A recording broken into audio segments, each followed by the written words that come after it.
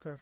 ভৌতিক অবয়ব চ্যানেলের সকল শ্রোতা এবং দর্শক বন্ধুদের জানাই আন্তরিক শুভেচ্ছা ও অভিনন্দন। আজকের গল্প গাছের তলায় সেই রাত। শুরু হচ্ছে গাছের তলায় সেই রাত। ঢাকা শহর থেকে মাইল 20 দূরে টঙ্গী নদীর কাছে কামারপাড়া গ্রামে রতন তার বউ এবং মাকে নিয়ে থাকতে। বাড়ি থেকে প্রায় 20 মিনিটের হাঁটা পথে তাদের একটি চায়ের দোকান ছিল। দোকানটা অবশ্য তার বাবাই চালাতো। মাস তিনেক আগে কোনো এক হৃদরোগজনিত কারণে তার বাবার মৃত্যু হয়। দারিদ্রতার কারণে রতনের পড়ালেখা বলতে তেমন হয়নি। বাবার সাথেই চায়ের দোকান চালাতে থাকেন। বছর খানেক হলো পাশের গ্রামের মিলির সাথে তার বিয়ে হয়।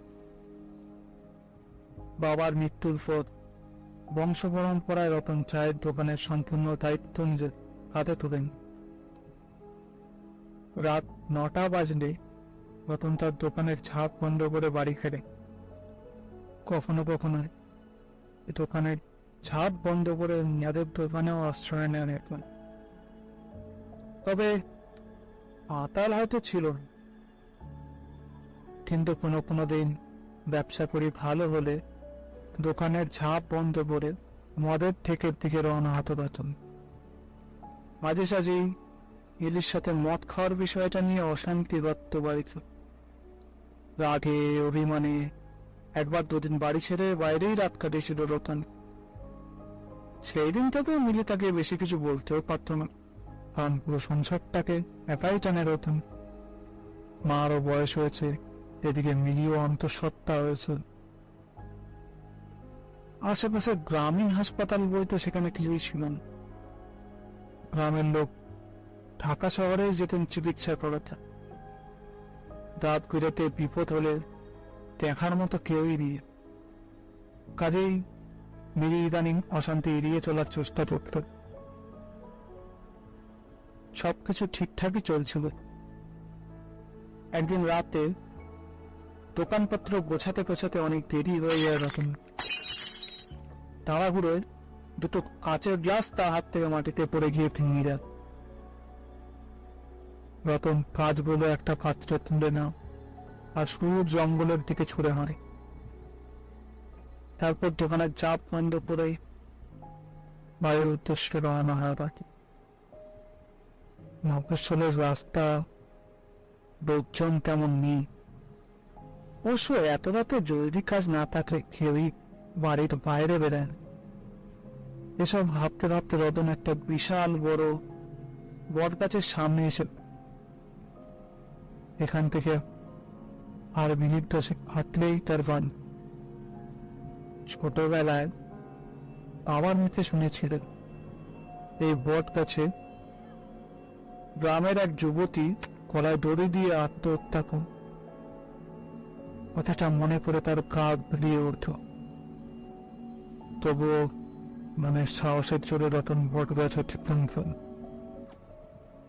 সামনের দিকে পা বাড়াতে যাবে, হঠাৎ এক ঠান্ডা হাওয়া রতনের মুখে শোনা। মনটা অদ্ভুত রকমের ভারী মনে হয় রতন, কিন্তু কিন্তু চারপাশে একেবারে নীরবতা। শুধুমাত্র ঝিঝি পোকার ডাকই শোনা যাচ্ছে। পেছন ফিরে তাকায় রতন। বট গাছটার দিকে ভালো করে লক্ষ্য করেছে। মাথা তুলে তাকিয়ে দেখে একটা সাদা চাদরে মোড়া অবয়ব গাছের ডালে ঝুলছে। নিজের চোখকে বিশ্বাস করতে পারে না রতন। মনে মনে ভাবে, চাঁদের মদ না খেয়েই আজ নেশা হয়ে গেল। চোখের পলক পড়তেই সেই অবয়বটি নিচে নেমে আসে। ভয়ে আতঙ্কে রতনের পা দুটো অবশ হয়ে আসে। কিছু বোঝার আগেই সে অনুভব করে কেউ যেন তার গলা চেপে ধরেছে। শ্বাস নিতে পারছে না রতন। হঠাৎ চোখ বন্ধ হয়ে আসতে থাকে। চোখের চারিপাশে শুধু অন্ধকার দেবে রতন।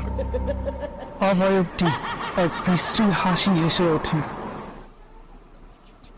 রতন তার শেষ শক্তিটুকু দিয়ে গলার জোরে চিৎকার করে ওঠে, বাঁচাও! বাঁচাও! ফিরেছে, বাঁচাও! বাঁচাও! বাঁচাও! কিছুটা দূরে একদল লোক কাঠ জ্বালিয়ে আগুন পোহাচ্ছিলেন। রতনের চিৎকার শুনে তারা ছুটে চলে আসে। এসে দেখে রতন বট গাছের নিচে মাটিতে ঘুরে আছে। পরে তাদের মুখে রতন শুনতে পায় সে নাকি একাই এখানে এসে দাঁড়িয়েছিল। তবুও রতন বুঝেছিল সেদিন সে যেটা দেখেছিল সেটা কোনো স্বপ্ন নয়। আজও ঘটনাটা তার চোখের সামনে ভাসে। সেই রাতের ভয় কখনো ভুলতে পারবে না রতন। আমাদের আজকের গল্পটি আপনাদের কেমন লাগলো জানাবেন। যদি ভালো লেগে থাকে তাহলে লাইক, কমেন্ট এবং সাবস্ক্রাইব করে বেল আইকনটি প্রেস করে দেবেন। ধন্যবাদ।